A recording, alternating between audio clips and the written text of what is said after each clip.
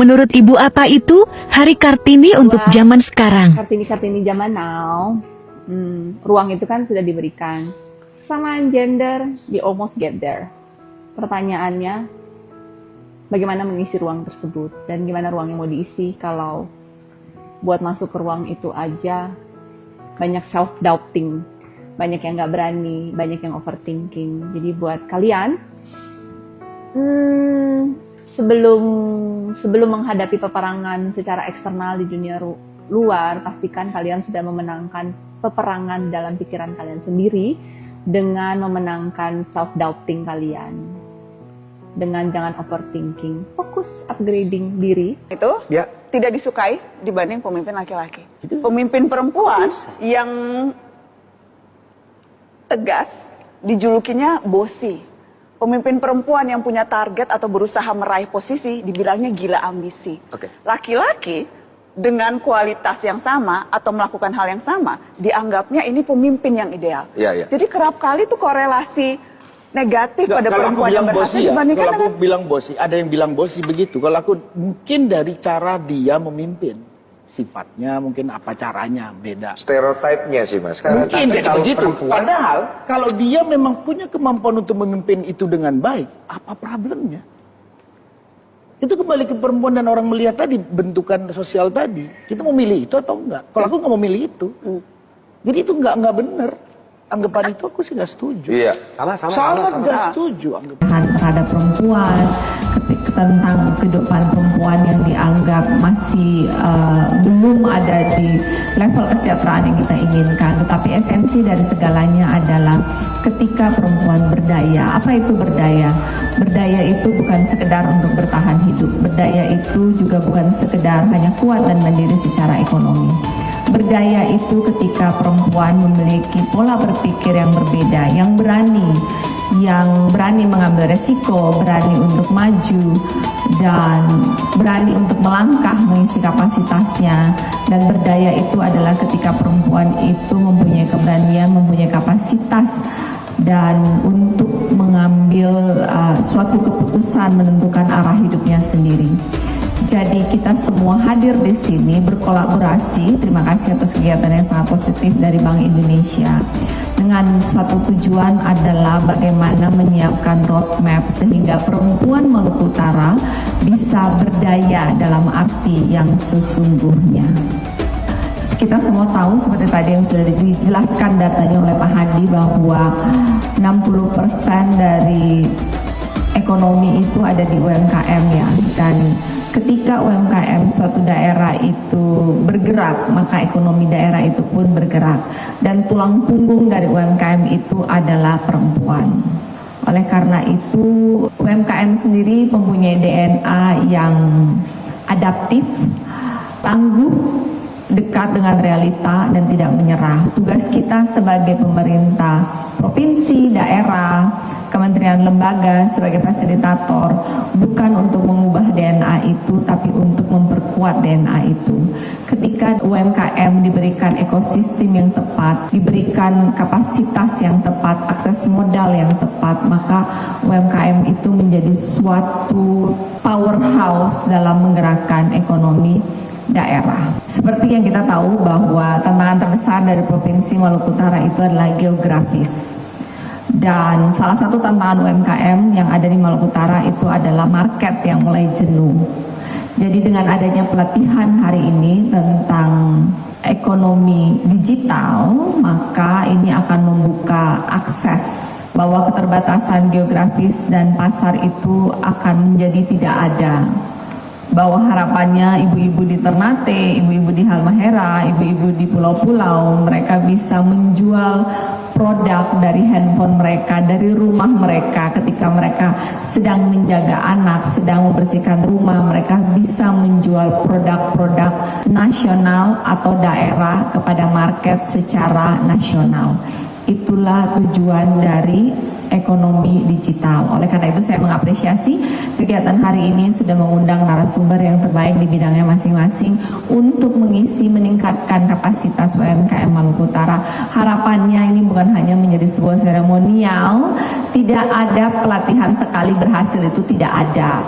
Jadi ini hanya pemicu awal untuk mengerti secara konsep apa itu ekonomi digital, apa manfaatnya, caranya. Setelah itu masing-masing proaktif, bisa belajar sendiri. Banyak sekali informasi tentang ekonomi digital yang ada di ruang-ruang publik sosmed secara gratis, daripada hanya melihat gosip atau scrolling dance atau nonton drama Cina, drama Korea di sosmed. Sosmednya itu bisa dipakai untuk meningkatkan kapasitas, karena nilai ekonomi dan cuan dari ekonomi digital itu pasti ada, tinggal ibu-ibu mau mengambil bagian dari situ atau enggak. Bisa dimulai dengan produk lokal, dan kemudian setelah izin Pak Handi, setelah ini pun saya ada bekerja sama dengan beberapa komunitas untuk mungkin di bulan depan kita ada pelatihan lebih lanjut lagi, menggabungkan antara produk yang mau dijual dengan pelatihan penjualan secara live. Dan yang melatih ini adalah salah satu yang terbaik juga di bidangnya. Kita akan membuat inkubator local hero untuk penjualan secara live. Harapannya ketika kita sudah punya local hero, local champion, mereka akan menghasilkan another local champion untuk penjualan live, dan kita sudah punya beberapa line produk yang bisa dikerjasamakan. Ada ibu-ibu yang mungkin jago banget menjual daster, ada ibu-ibu yang jago banget menjual produk makanan bayi, ada ibu-ibu yang pintar menjual kosmetik. Semesta akan memilih dan memfilternya. Yang penting kita memulai, tidak perlu malu. Wong duitnya halal kok. Kan malu itu ketika duitnya tidak halal. Ketika duitnya halal, tidak ada yang perlu malu. Setelah hari ini sudah ada skill untuk ekonomi digital, PR selanjutnya yang selalu diberikan pendampingan oleh Bank Indonesia adalah produk. Maluku Utara, produk kita sudah ada, dan semua terima kasih untuk Bank Indonesia, perwakilan Maluku Utara. Tetapi seperti yang dikatakan tadi, kita butuh lebih banyak produk sekualitas Sulamina. Kenapa?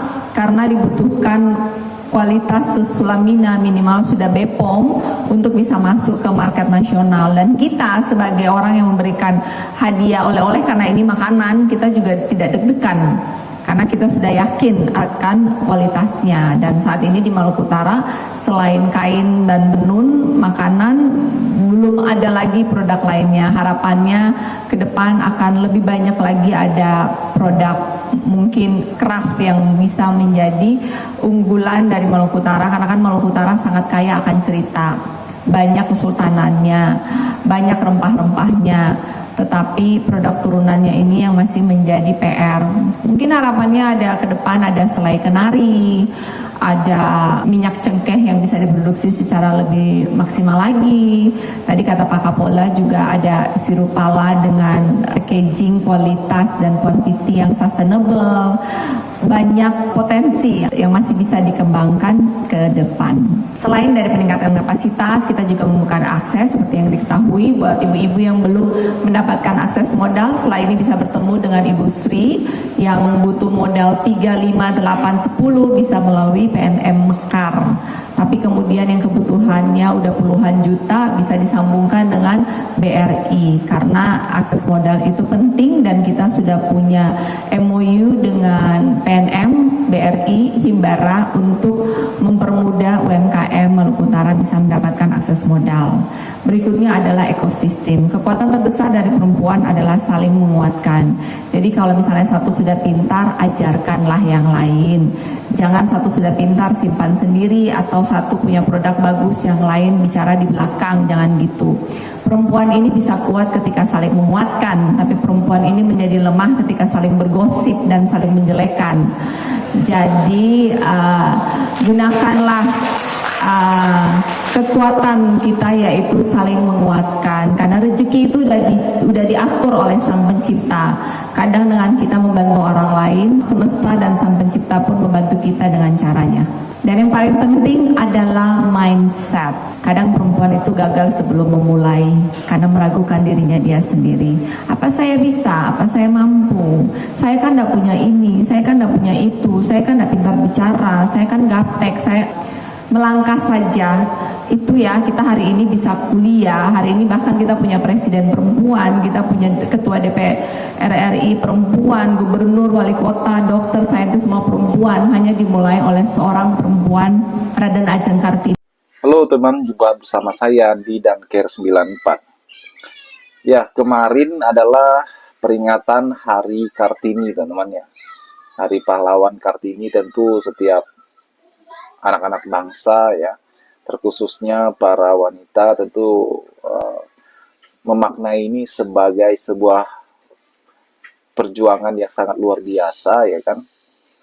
Dan ini juga kita lihat bagaimana Kartini ya masa kini teman-teman, para perempuan-perempuan hebat yang menjadi pemimpin ya kan, bekerja di manapun teman-teman ya, bagaimana kesetaraan gender dan sebagainya. Nah, kali ini bagaimana Ibu Sherly Juanda memaknai dan berpidato di hadapan ya ratusan bahkan ribuan orang teman-teman, yang memberikan pidato yang sangat luar biasa. Kalau kita melihat bagaimana Ibu Sherly yang kemudian lahir sebagai pemimpin Maluku Utara, tentu ini menjadi sorotan bahkan dari awal. Banyak yang meragukan, ya, banyak yang menolak pada saat itu demo di mana-mana dan sebagainya. Apa yang Ibu Sherly kerjakan hari ini itu adalah bukti kerja keras, bukti konsistensi, bukti kerja nyata yang ia kerjakan. Bagaimana ia berkomunikasi dengan masyarakat, bagaimana ia dekat dengan masyarakat, memastikan setiap program yang ia kerjakan itu berhasil membangun masyarakat teman-teman ya, baik ekonomi dengan pekerjaan, bahkan memperbaiki rumah-rumah yang tidak layak huni. Ini karena sebuah gebrakan yang sangat luar biasa ya teman-teman, yang seperti kita ketahui bahwa serangan demi serangan yang diberikan oleh ya orang-orang atau oknum-oknum yang tidak suka dengan Ibu Sherly, tentu mereka menyerang ya dari sisi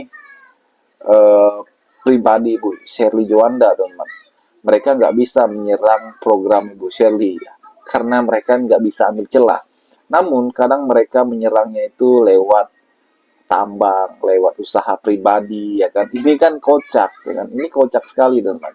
Namun syukurnya Ibu Sherly itu tidak kalah cerdasnya dari orang-orang yang ingin menyerangnya. Ibu Sherly itu cerdas sekali teman-teman. Sehingga ia selalu ya diundang di media besar, dan di sanalah Ibu Sherly menjelaskan ya, dan Ibu Sherly membantah setiap apa yang menjadi tudingan-tudingan para oknum-oknum yang ingin memfitnahnya teman-teman. Ibu Sherly adalah Kartini masa kini yang berperan aktif ya membangun masyarakat. Bagaimana menurut kalian? Kita diskusi di kolom komentar ya.